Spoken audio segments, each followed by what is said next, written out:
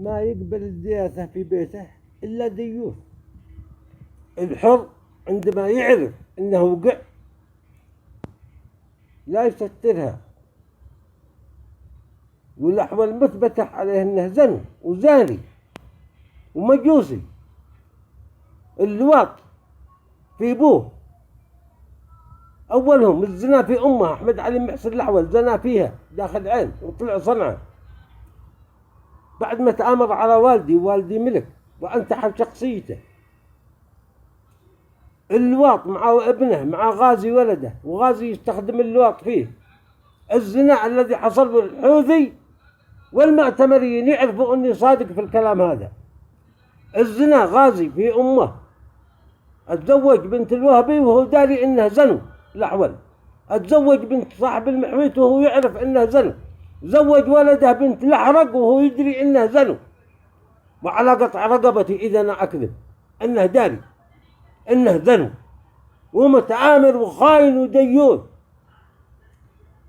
ما يقبلها في نفسه إلا ديوث.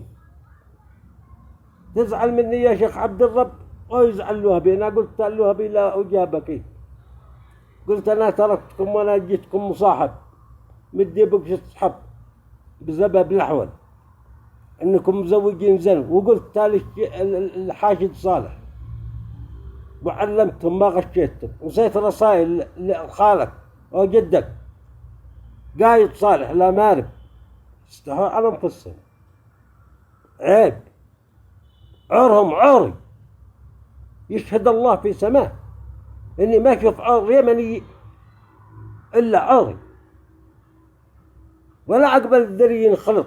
تدخل الدياثة في بيوتهم زنوا ويتنقوا من بيوت القبائل ومن بيوت المشايخ علشان يصاقعوا بهم الناس، ولا يبغى تحصين نسل وهو مجوسي زنوا.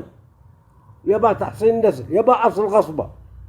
في العلن مصعبي وفي الخفاء طاهري من تحت شخصية والدي أمام الأمم المتحدة، وأثبت هذا أنها من تحت شخصية الملك عبد الله علي جابر الطاهري. والآن يجي يورث ابنه غازي وهو يعلم أنه مجوسي زنو وديوث ومخنوث.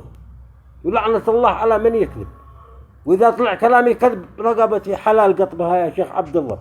أنتوا الطاهرة أهل الطاهرية قاعوا رجال دماكم مكسرة من زمان، ماشي عند الزيود لكم.